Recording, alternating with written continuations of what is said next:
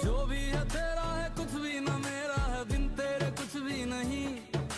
Hello guys, welcome back to my YouTube channel. আর আজকের ব্লগটা থাকছে শিব চতুর্দশী। প্রথমেই মন্দিরটা আমি খুব ভালোভাবে মুছে নিচ্ছি, কারণ সকালে একবার মোছা হয়েছিল, কিন্তু তাও পুজোর আগে একবার মুছে নিচ্ছি। আর এদিকে দেখো, আমার পুজোর সব জোগাড় রেডি হয়ে গেছে, কিন্তু মালা করা বাকি, ফল কাটতে হবে, এখনও অনেক কিছুই বাকি রয়ে আছে, সেটাও তোমাদের সাথে শেয়ার করবো। আর ঠাম্মা সন্ধ্যা আরতি করছে।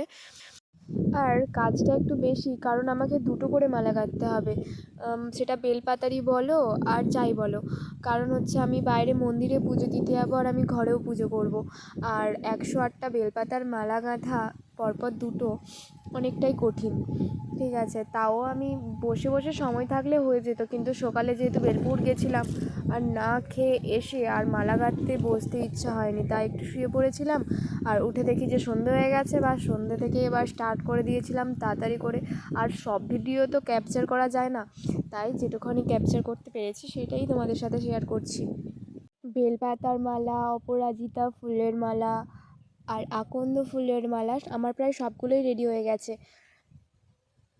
আর মা কালীর জন্য আমি জবা ফুলের মালা করছি। ঠিক আছে, কারণ ঠাম্মা বললো একটা জবা ফুলের মালাও করে দে। আর আমি হচ্ছে এখানে এখন বাইরে যে পুজো দিতে যাব মন্দিরে, সেটারই এখন সব সাজাচ্ছি, কারণ মা বললো সাজিয়ে নে, কারণ পুজো দিতে দিতে তোর দেরি হয়ে যাবে, তখন এটা হুটোপাটা করে করতে পারবি না। তাই আগে আমি এগুলো সাজিয়ে নিচ্ছি।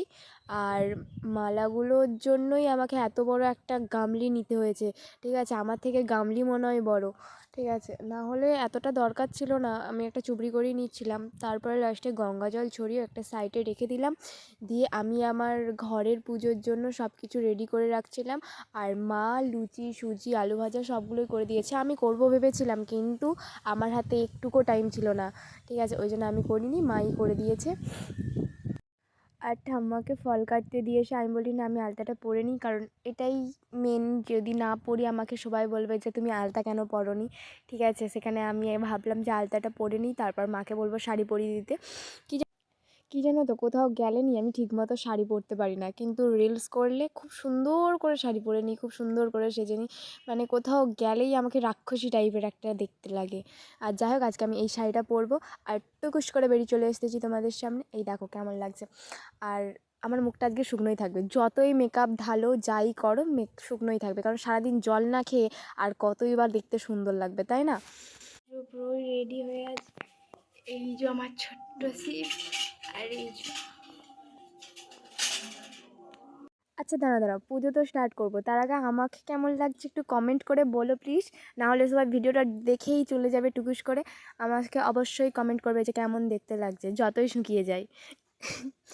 আর এখানে মিষ্টিগুলো আমি সাজিয়ে নিচ্ছি, তারপর হচ্ছে একটা ঘটিতে দুধ, ডাবের জল, গঙ্গা জল সব মিক্স করে রেখে দিচ্ছি। तेरे सामने है झुका, मेरे सर पे हाथ रख तेरा।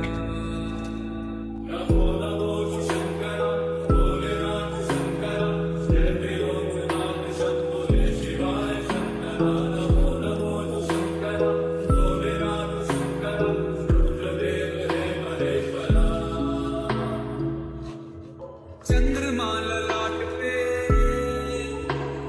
भस्म है भुजाओं में, वस्त्र बांधे छाद का, मैं खड़ा हूँ पाँव में। प्यास क्या हो तुझे, जल प्रवाह पावितस्तरे गले वलम्ब्य लम्बिताम्बुजं कपालिकालमट्टमट्टमन्निनादमट्टमर्वयुच्चकार चण्डताण्डवं तनोतु नः शिव शिव।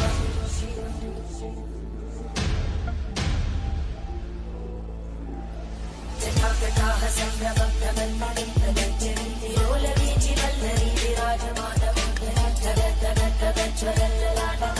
আমার ঘরের পুজো কমপ্লিট হয়ে যাওয়ার পর আমি মন্দিরে চলে এসেছি। আর মন্দিরে আসার ভিডিও আমি তোমাদের দেখাতে পারিনি, কিন্তু পুজোটা তোমরা দেখো।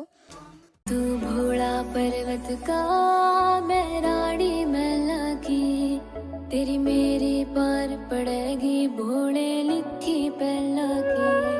तू भोला पर्वत का, मैं रानी मैला की, तेरी मेरी पार पड़ेगी भोले लिखी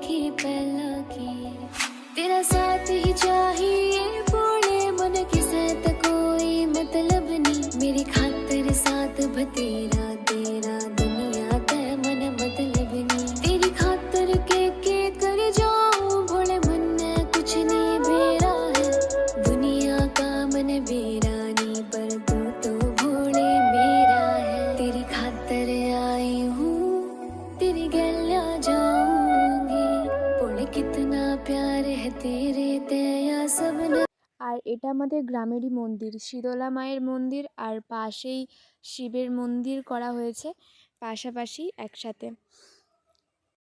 প্রায় 12:30 বেজে গেছে, এখনও অঞ্জলি হয়নি, বসে আছি আর এখনও সবাই কত লোক বসে আছে। চলো বাই, আবার নেক্সট ব্লগে দেখা হচ্ছে, টাটা।